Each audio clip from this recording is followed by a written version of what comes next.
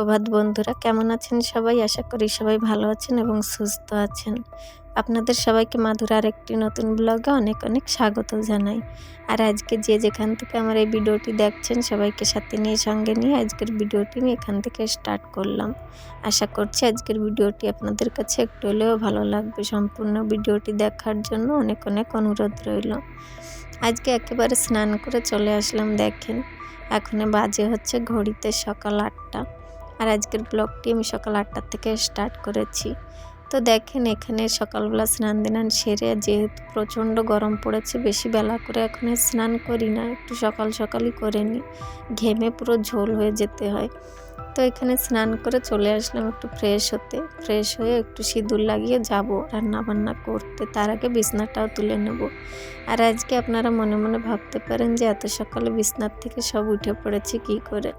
কাল ছেলেটা একটু সকাল সকাল শুয়েছিল, ওর জন্য তো একটু সকাল সকালে উঠেছে। আর ওর বাবা গিয়েছে বাজারে। আজকে হচ্ছে মঙ্গলবার, আজকে একটু সকাল সকাল গিয়েছে, যেহেতু গরমের দিন পড়েছে এখন থেকে সকাল সকালই যাবে বাজারে। তো ওদিকে বর বাজার থেকে আসতে আসতে আমি যা কাম বাকি রয়েছে ওগুলো সেরে নেব। আর ঘুম থেকে উঠে সমস্ত আশি সেরে নিয়েছি। আর একটু সকাল সকালই ওঠার চেষ্টা করি এখন, যে পরিমাণে গরম পড়ছে, বেলা করে উঠলে কাম করে পারা যায় না, আর যা রোদ ওঠে কিছুই করতে ইচ্ছা হয় না।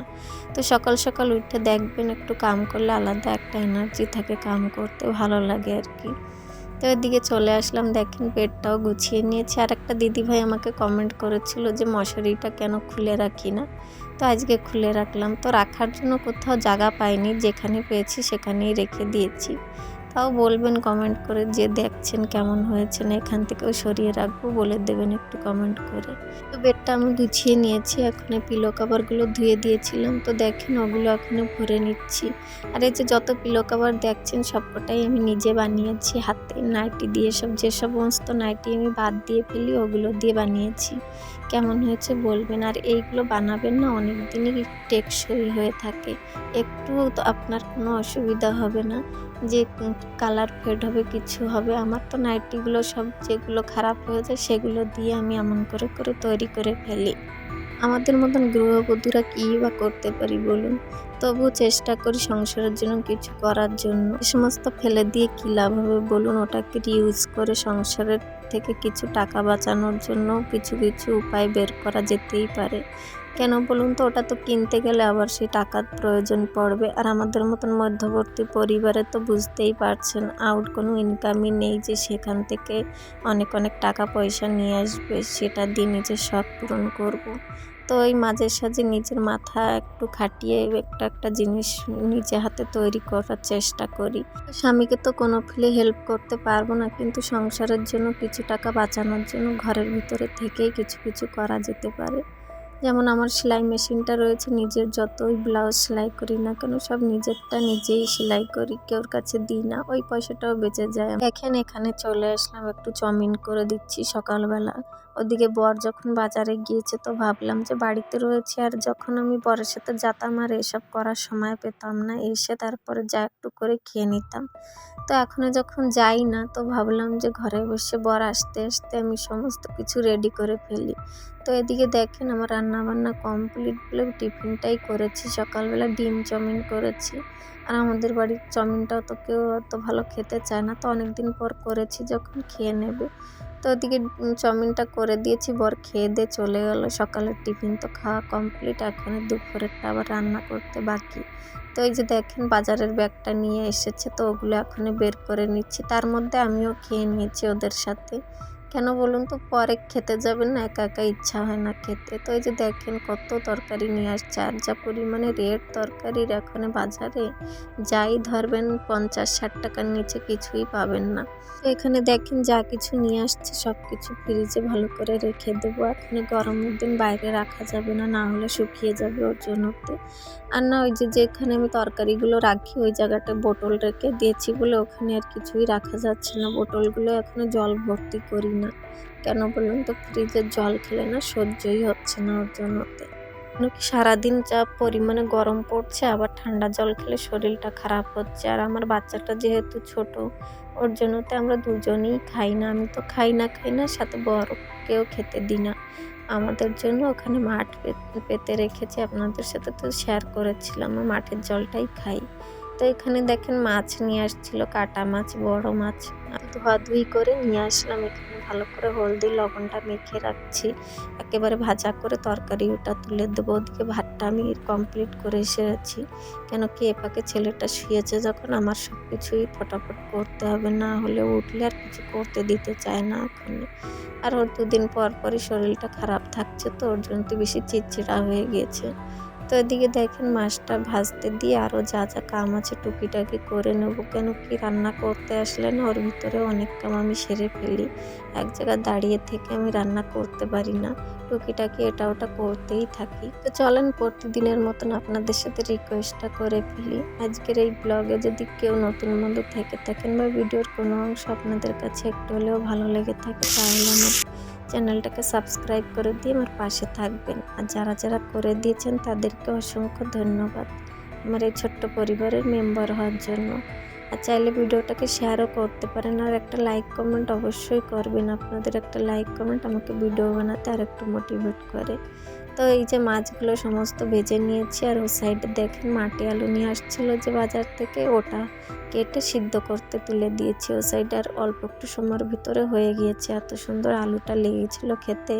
তো এদিকে মশলাটাও করে নিয়েছি। আর মশলার ভিতরে কি দিয়েছি বলুন তো, জিরে, শুকনো লঙ্কা, রসুন, আদা আর একটু সরষে দিয়ে ভালো করে, আর একটা টমেটোও দিয়েছি। টমেটোটা সমস্ত কিছু মিশিয়ে ভালো করে একটু পেস্ট করে নিয়েছি।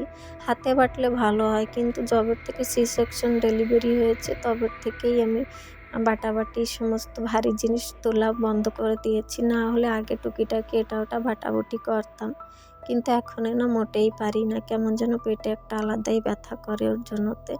তো ওদিকে দেখেন ভালো করে কষিয়ে এই যে যখন ফুটে আসবে তখন মাছটা দিয়ে নামিয়ে দেব। তারপর নিয়ে এসেছিলো বাজার থেকে যে কচুরলতিগুলো, ওগুলো বসে বসে গরমের ভেতরে আমার কাটতে হয়েছে। আর আজকে না প্রচণ্ড গরম পড়েছে, অনেকই কষ্টের উপরে আজকে রান্নাটা করছি। একবার ভেবেছিলাম যে বিকালে ব্লগটি করব, কিন্তু আবার ভাবলাম যে থাক, প্রত্যেক দিন তো আপনাদের সাথে আমার রুটিনটা শেয়ার করি, তো আজকে কেন করব না সকালবেলার থেকে। তাও দেখছেন সকালবেলা বাসি কাম কিছুই দেখানো হয়নি। তো এই যে কচুর লতিগুলো কাটতে এসে না আমি ঘেমে গিয়েছিলাম, ওদিকে ছেলেটা শুয়ে রয়েছে, কিছু আনার মতনও নেই, আর আনলে গ্যাসটা লিভে যাবে, ওর জন্য তো কিছুই পাইনি হাতের কাছে। তাই ওখানে বসে বসেই কেটেছি।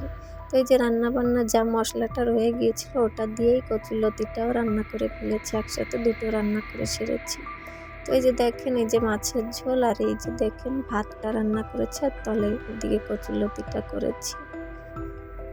গুড ইভিনিং বন্ধুরা, এখন বাজে হচ্ছে বিকাল 4টে, আর আপনাদের সবাইকে গুড ইভিনিং জানাই। দুপুরের খাওয়া দাওয়াটা কমপ্লিট করে একটু রেস্ট নিচ্ছিলাম, রেস্ট নিয়ে তারপরে দেখেন এখানে চলে আসলাম দুপুরের খাওয়া দাওয়ার পর একটু রেস্ট নিয়ে বিকালের কামগুলো সেরে নিতে। আগেই চলে আসলাম, বেডরুমটা ঝাড়ু দিয়ে নিয়েছি। আর দেখবেন বেডটা যদি সুন্দর করে গুছানো থাকে কত সুন্দর দেখতে লাগে বলুন। একদম বেডের সৌন্দর্যটার জন্যই ঘরের লুকটা পুরো চেঞ্জ হয়ে যায়, আর ঘরের সৌন্দর্যটাই হচ্ছে বেডটা গোছানো থাকলে দেখবেন মনে হয় কাম অর্ধেকের বেশি সরে গিয়েছে। এখানে একটু আমার ছেলেকে দেখেন, যতদিন এখানে এই ছোটো বেডটা না পেতেছিলাম ততদিন এর উপরেই উঠতে চেত না, আর জবের থেকে আবার সব কিছু ভালো করে পেতে দিয়েছি, দেখেন দিন সারাই ওর উপরে থাকবে। আর ও আমার কোলে ওঠার জন্য খুব কান্না করছিল, তো ওকে নেব, আর এদিকে ঝাড়ুটাও দিতে বাকি রয়েছে, সন্ধ্যাও হয়ে যাবে একটু পরে। তো ভাবলাম যে আগে ঝাড়ুটা দিয়ে নিই, তারপরে ওকে নিয়ে একটু হেঁটে আসবো বাইরের থেকে। এখনও বিকাল হয়েছে আর ঘরেই থাকতে চাচ্ছে না। তো এই যে দেখেন জানলা দরজা সমস্ত কিছু বন্ধ করে রেখে দিয়েছি, কেন কি গরমের দিন আর মশা প্রচণ্ড আমাদের এখানে, তার জন্য তো দেখেন জানলা দরজা 4টে বাজলেই সব কিছু বন্ধ করে রেখে দিই। তাই এদিকে ছেলেটার কথাই শুনতে চাইলো না, দেখেন কোলে উঠে পড়েছে। তো ওকে নিয়েই আমার বাকি যে ঝাড়ুটুক দিতে বাকি ছিল ওটুক দিয়ে নিচ্ছি। আর মাঝে সাঝে বাচ্চা কাচ্চারা বাইরে যাওয়ার জন্য অমন করতেই থাকে, সারাদিন ঘরের ভিতরে থাকে, তো ওর জন্য তো বোর হয়ে যায়। তো এটা আমি প্রত্যেক দিনই করে থাকি, ওকে নিয়ে বিকালে একটু ঘুরতে যাওয়া, তো ওই যাবে বলে অত চেতেছে দেখে। তো এখানে যেমন সমান করে ঝাড়ুটা দিয়ে নিচ্ছি, তারপর ওকে ঘুরিয়ে যা কাম কাজ আছে ওটা সেরে নেব। আর তারপর চলে আসলাম, দেখেন এখন বাজে হচ্ছে বিকাল 5টা। আর ওকে 1 ঘন্টা ভালো করে ঘুরিয়ে নিয়ে আসছি। ওর সঙ্গসাথী যা আছে ওই সাইডের বাড়ি দুটো দিদি, ওদের সাথে একটু খেলাধুলা করে চলে এসেছে। আর ওতেই ও খুব সন্তুষ্ট, কেন কি দিন সারা একাই থাকে। আর ওরা মাঝে সাঝে আসে যে আমাদের বাড়িতে, কিন্তু বেশি সময় থাকে না। তো ওদের বাড়িতে যাওয়ার জন্য জিদ করতে থাকে। তো এদিকে আমার ছেলেটার আবার সন্ধ্যার সময় একবার শোয়ার নিয়ম আছে। সকালে একবার 11টা-12টার দিকে শোবে, তারপরে আবার এই সন্ধ্যার সময় 5টা-6টার দিকে আবার শুয়ে পড়বে। তাও ঘুম পড়েছে। এদিকে আমি গাছে জল দিয়ে নিচ্ছি, দেখেন। আর সেদিন যে পুদিনা গাছগুলো আমি লাগিয়েছিলাম, দেখবেন এই যে দেখেন, ওই যে 2টো গাছই হয়েছে। আর সমস্ত গাছ না, বাড়িতে ছিলাম না, বাবার বাড়িতে গিয়েছিলাম, ঘর ভাঙাভাঙি চলছে, এসে দেখি পুরো মরে গিয়েছে গাছগুলো। আর এই যে গাছে জল দিচ্ছি, জল দেওয়াটাও আমার বৃথা গেল আজকে। কেন বলুন তো, এত কষ্ট করে জল দিলাম, দেখলাম যে একটু পরে মেঘে পুরো অন্ধকার, আর যা বর্ষা সারা রাত হয়েছে। তা চলেন, কেমন লেগেছে আজকের ব্লগটি বলবেন। বেশি বড় করলাম না। দেখেন ঘুম থেকে উঠে এখনও কান্না করছে। আর এখনও কান্না করছে কেন বলুন তো, ও আবার যাবে ঘুরতে। এত বর্ষা হচ্ছে, মেঘে ডাকছে, এখনও যাবে ঘুরতে ওর জন্যতে। আর দেখেন বর্ষা কি পরিমাণে হচ্ছে। তো চলেন, আজকের ব্লগটি আমি আর বেশি বড় করলাম না। সবাই ভালো থাকবেন, সুস্থ থাকবেন। দেখা হচ্ছে আমার আরেকটি নতুন ব্লগে। সবাইকে